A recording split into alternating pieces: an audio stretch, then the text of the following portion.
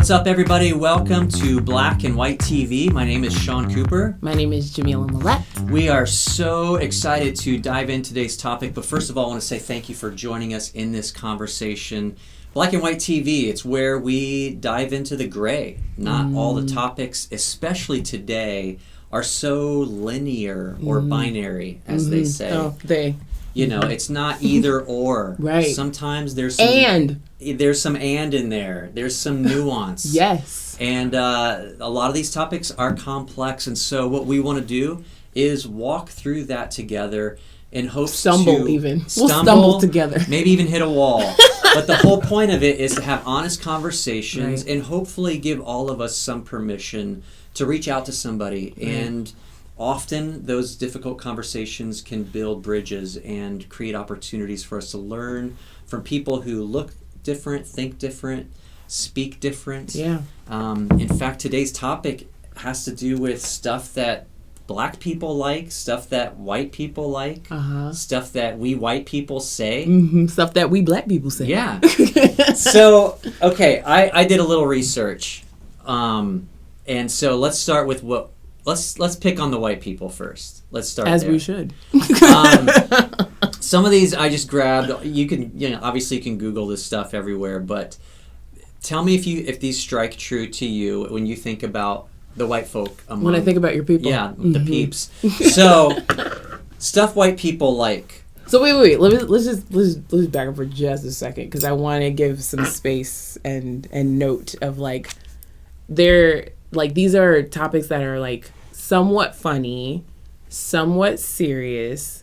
The reason I'm prefacing these things is because we have had discussions about stereotypes and things of that nature before this moment. So I don't want people to be like, oh, I could just go and have a conversation and be like, hey, is this true? Do Black people just love watermelon? We don't want you to do that kind of. I'm allergic. But I just want you to note, we laugh and joke and things like that, but there's also, I just want to give space just for that note. That's good. That's good. So. All right. So apparently, this is what I'm told: stuff that white people like, taking a year off. Yeah, a gap year. A gap year. Yeah, take a gap year. Moleskins. I don't even know if I'm saying it right. Have you ever owned one of these? I have, because of you. Oh gosh. Same. Oh Lord. Yeah. He's fully into this. The problem I have with these things, they look awesome. I probably have 10 where the first page is filled out, and then I'm like, I'll just put it away. You guys like to collect them. I know. Camping. No. Camping. Not for Jay. Okay, not for James.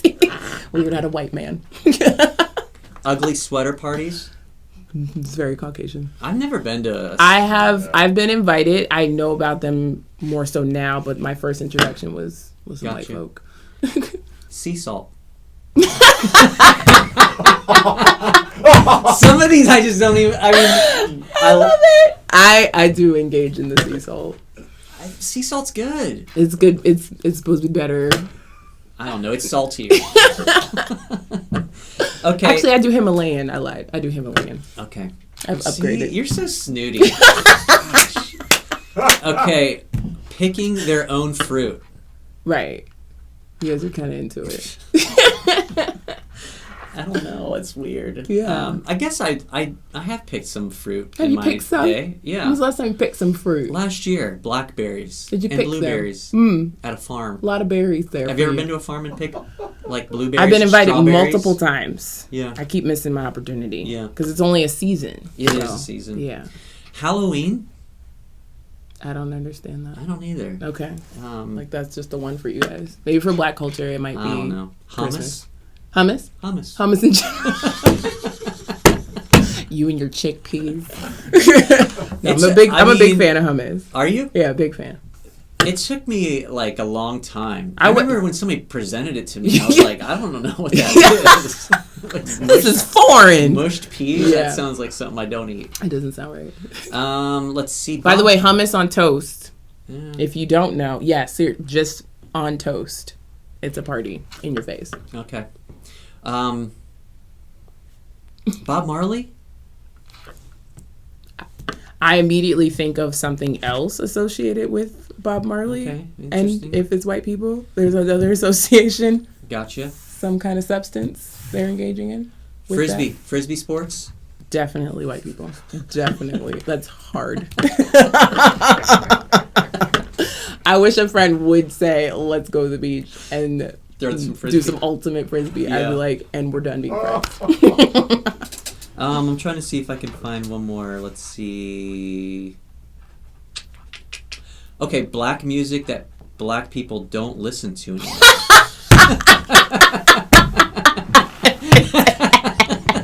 That's literally what it said. I'm dead. They don't have any examples. Black people don't listen to anymore. You know what came to my mind? Okay, I'll just throw it out there. Yeah. Like Fresh Prince. Mm-hmm. Is Fresh Prince a white person's like music genre? I don't. Is he a genre of? I would like you're himself? calling him a genre. Rap. Yeah. I don't think so. Like, okay, Will Smith back. I mean, nobody's like he wasn't hard. Yeah. Like ever. So he wasn't really well respected. No, so he's been spreading nasty rumors. He just wasn't respected as a whole human. Is that correct? Yeah.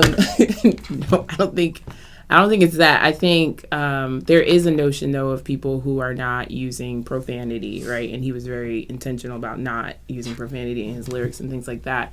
But he also was in a time where people were more conscious when they were rapping. So I think he was okay. Yeah, that's a good way to put it. Yeah.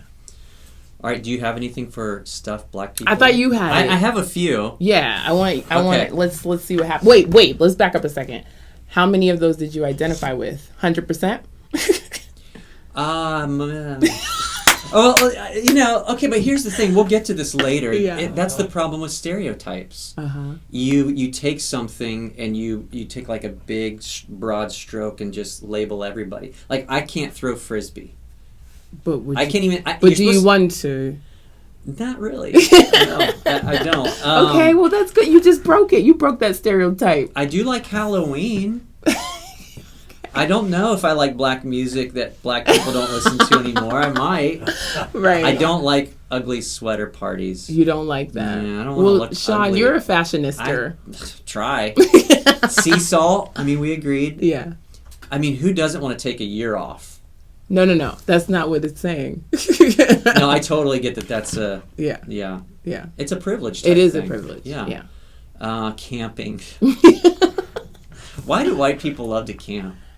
I think you guys are like, we don't have it hard enough yet, so we need to just like experience some level of like, like the. But I mean, I don't know. Do you ever like want to spend time outdoors? Does glamping sound cool to you? I'm not a big outdoors person, period. I appreciate outside. I appreciate creation because of the creator. But I'm not like, I don't get it. Yeah. Like, no. Just to go out and get mosquito bitten. It just sleep on a seems cot. like we're being gross for no reason. I'll go in the cabin. I know. I'll cabin with you. Okay. Great. All right, stuff black people like. Yes. Their mama. True. Accurate. All of them. Everybody. I mean, what's wrong with white people that they don't like their mama? I told you. Okay, so this is totally a stereotype that white children will say things like "I hate you" to their parents, and that is like a thing. I've seen it a lot on TV. I haven't actually witnessed a white person in action to their parents saying "I hate you," but I have heard a white parent say that they were proud to be hated on by their child. Like they felt like it was an achievement of parenting. Yeah. But yeah. you don't identify. Well, I mean, I will say, I think to your setup earlier, the caution in these types of lists that are funny and fun sometimes, but you want to be mindful that you don't want to feed into the stereotype that might be not true in a lot of cases. Right. It's not true in your case. Well, I will say that I think it's it feels common for in our society that kids that parents sometimes have become way more lenient with the disrespect of their own kids. And again, I'll just say it, right or wrong, for me, I observe less disrespect from, let's just say, a mom and her black kids than a white mom with her white kid. Yeah, like, it's something I actually respect and appreciate. There's something culturally there that's like, it's not just, hey, try not to talk like that to your mom. It's you don't ever disrespect or talk. If you want to live. Yeah. And I don't know what's happened because, you know, I would imagine when I think back to statements that my parents made or my grandparents made, there was a generation where that was disrespect was not tolerated on any level between a white mom and her white kid, like totally. But now things just seem a little more loose and lenient. I don't know. No, I get that, and I do think there's these cultural components because of, like, if you think about, so, you know, I love my Korean dramas. Honor is huge in that culture, and also honoring your elders is huge in that culture. True story. Yes. True. Yeah, right? So, and then you come here and you can see, like, people, it's like, some people will say, I only honor, like, maybe even their parent, and they don't honor elders in general, kind of a thing, right? Like, that's a thing. Like, I used to never call someone who was older than me by their first name. Like, that was, like, awkward, uncomfortable. But I believe my family got way more colonized, westernized, whatever. And so I'm, you know, calling people who are older. It's still sometimes I'm like, no, you just want me to call you Pam. Like, you know, and it's like, that's a thing too. Yeah. No, I totally get it. And, you know, I think it's also challenging when we're talking about these stereotypes. For a country our size, we're not the same in the Southeast as the West Coast or the Northeast or Midwest. You know, there are unique nuances. Sometimes. Yeah. So, for instance, like, my friends who grew up in California, it was unheard of that you would call, like, as a kid, you would say to an adult, Man. James. Oh. I mean, you would never say Mr. James or Mr. Lee. Like, no kid ever did that. It was James, and that's how you were brought up. And it wasn't even like, it's just normal, totally normal. So it's just different, you know. Southeast, no way.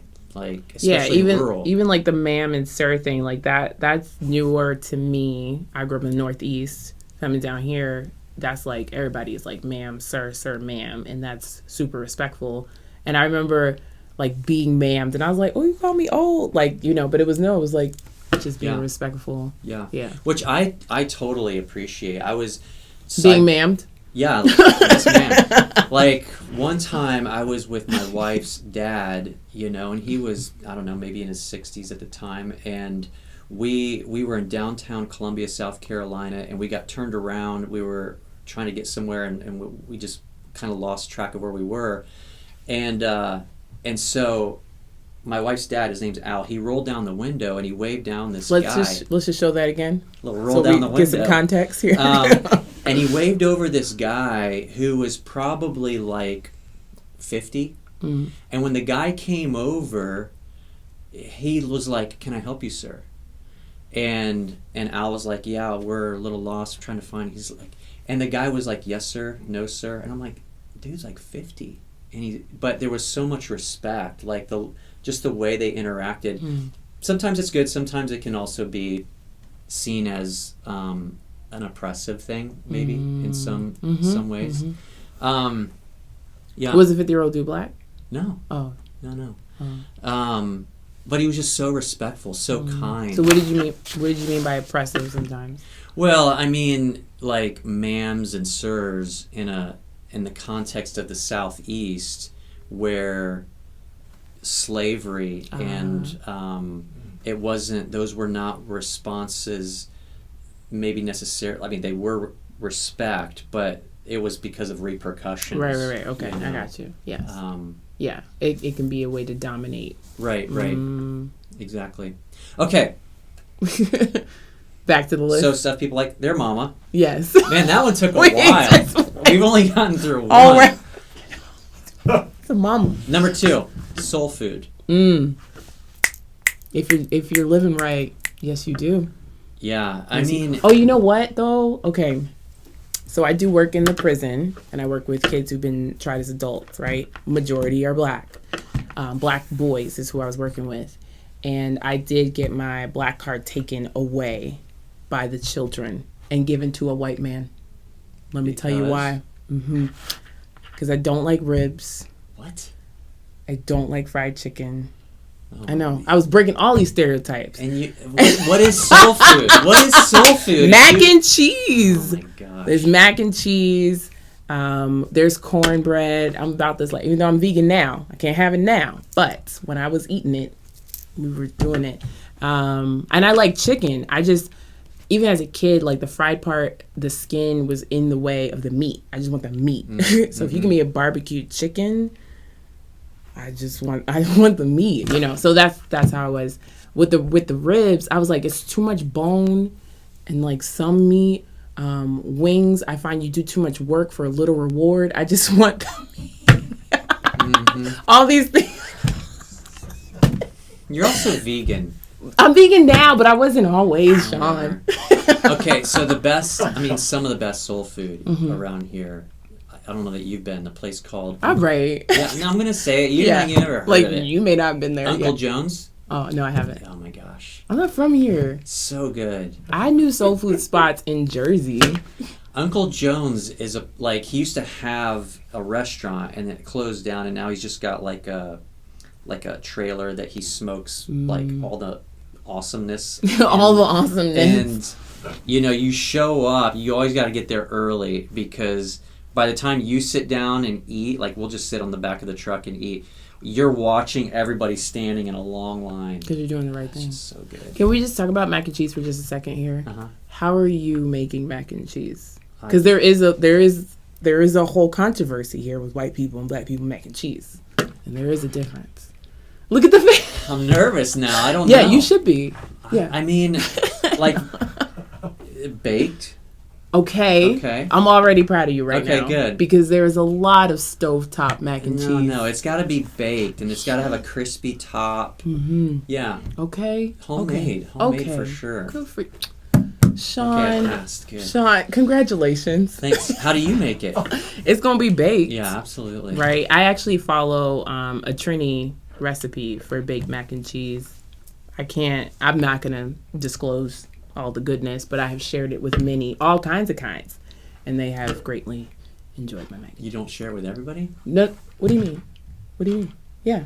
Okay, so we can post it. You'll give us the recipe. No. I'm saying, when I say I share it, it's like I made it and now I'm sharing this with community of all kinds of kinds. I thought you were talking about just sharing the recipe. No, that's none of their business. Oh, okay, stuff black people like: not getting sunburnt.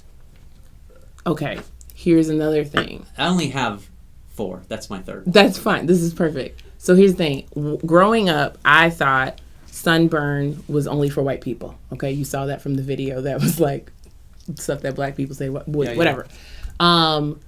So it wasn't until like early adulthood that I learned, no, y'all, we get burnt too. Because we were like, oh, we have more melanin and all that kind of stuff. We don't, so we have to wear suntan lotion as well. I didn't know that there's different forms of sunburn, so my nose would peel. And I didn't know that was. Well, you're also from Jersey, so like the sun doesn't shine in New Jersey. So not until you came to Florida did you even know what that ball of fire up there was. So, I mean, did you ever go to the beach in New Jersey? Yes, you go down south. You go to the beach, Wildwood, New Jersey. Okay, that's where you go. All right. Yeah. All right, last one. Wow. Stuff black people like: being good at sports. That's not my truth. That's not my truth. But it is a thing, and there's even like like myths about Black people, like we have an extra muscle and stuff like that. Like that's why we're so good at sports and all this kind of stuff. It's just myths. Yeah. But yeah, we tend to, go beast. Oh, I know. Beast and dominate, kill it, slay, savage. Yeah. Yeah. What are your thoughts on any of that you identify with, or were like, I co-sign that?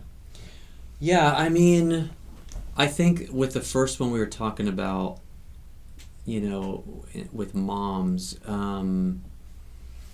it makes me sad, that culturally things have gotten a little sideways with respect and honor. Even when you were talking earlier about, your obsession with Korean films, but it sounds like partly what you've taken away from there is that sense of honor, and I think the flip side of that too is the shame side of it.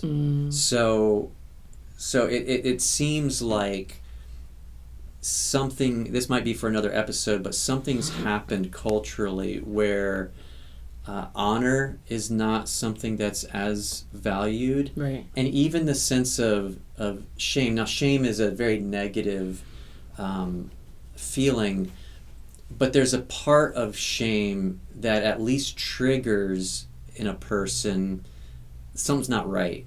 This is something I shouldn't do or say, because it could bring shame on myself. It could bring shame on my family. Yeah.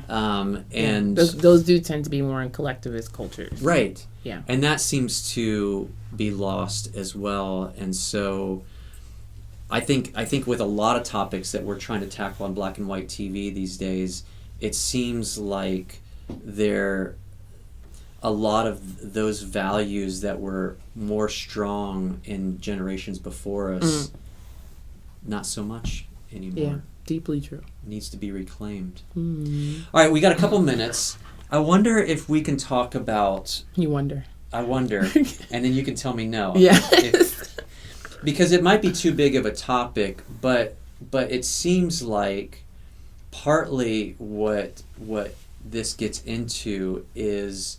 We've already talked about stereotyping, which is one area that we want to be cautious of, the way we label people, make assumptions, but also a big word that keeps coming up in the news these days is appropriation. We were talking earlier about an article. Gwen Stefani has come out with a new video where, I guess, from the 90s, she had already been guilty of some appropriation in the way she dressed. And then now fast forward to 2021, and she's got a new video coming out, and there's some people saying it also is crossing the line. So appropriation, we've touched on this a little bit before, but for those maybe who are listening and aren't caught up to speed on this, appropriation's basically the action of taking something for your own use that you're typically taking without the permission of a person or a culture. You're doing it for your own self-interest and gain or profit, but it's not authentic to who you are. Yeah, it's a lack of intentionality, right? I did it. I've done it. I maybe even still do it. I don't even know, but like for instance, when like the other day, a couple weeks ago, I had a high bun called Top Knot, and a student was like, "You should put chopsticks in your hair," and we were literally just talking about appropriation, and I was like, "That's appropriation. Like you don't know why the Asian culture uses chopsticks in their hair to adorn their their dress and things like that." So I was like, that's actually inappropriate. Right. But I would have done that when I was younger, like high school and stuff like that. We wore chopsticks in our hair, but we didn't know why. Yeah, well, what I was trying to think of is how do you make this personal? Like, because I think appropriation is one of those where I sometimes find it either personally myself, or I hear people say, gosh, you're just being so sensitive. Like, so what's the big deal? Put chopsticks in your hair. Like, it's cool. It looks nice. It's just a fashion thing. You like it. Or Gwen Stefani is dancing or wearing her nails a certain way or doing whatever she's doing. Who cares? She's like, it's a fashion symbol. It's not like, it doesn't mean anything. And so I think I sometimes find myself in that camp where I'm like, why do we have to be so sensitive all the time? But then the way I ended up personalizing it was, for me as a Christian, how would I feel if people just started taking crosses, which they do, and using it for like any sort of thing that they want, as a fashion statement? Or how does that feel? I'd be so angry, you know, and I would. Before anger, where would you be? I don't know. I might just go straight to anger. So anger is a secondary emotion. Typically, before that, there's hurt or fear. Yeah. It sounds like it would be hurtful. It's probably hurtful. Yeah. Because of what the cross deeply means. Exactly. Yeah. Exactly. And so I think maybe in some topics like appropriation and others that we tackle in this show, it was helpful to me to try to take something where I would be very offended, hurt, angry. Yeah. I would react. Right. I wouldn't say things like, you know, don't be so sensitive. I'd be like, no, this is worth being angry about. And so that's just one of the only ways I know to do it, is to try to find something that you can connect with deeply like that. Yeah. And again, noting that when people do lash out or come off angry, it typically does come up from a place of hurt or fear. And the hurt tends to be that of like, I'll just say, for instance, with Black women, right? When white women or people outside of our culture do things to their hair that looks like ours, the hurtful part, like, because it can be like, that's nice that you want to mimic things that we do, or honor, if it was honorable kind of a thing. But when you take it as though it's yours, and people are behaving as though like they've created something really unique and special, when in fact it was actually like this community, this culture created that unique special thing, and has been like not necessarily attacked, but it's not acceptable so it's not acceptable when I wear my hair like this, but it's acceptable somehow when you do it. Like, that's hurtful, and therefore can lead to anger. Yeah. You know, because some people are like, stop attacking them, and it's like, well, ow.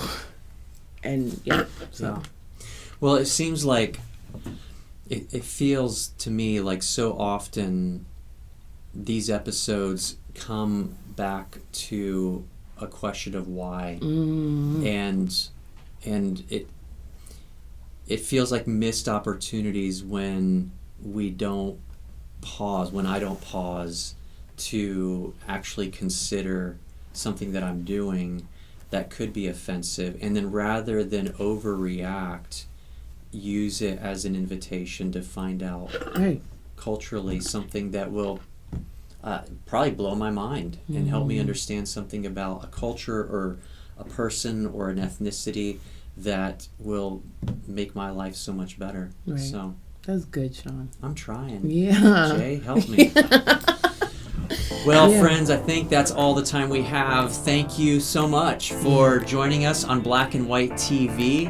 And as we always like to say, keep listening, keep paying attention, keep learning, and maybe loving. that might even lead to loving each other a little bit better. Keep the conversation going this week. Find out from others around you, appropriation, stereotypes. What are some of the things that are causing divisions in your neighborhood, maybe even in your own house, in your workplace? And what are some ways that we can keep building and working towards better relationships this week? We'll see you next time. Thank you.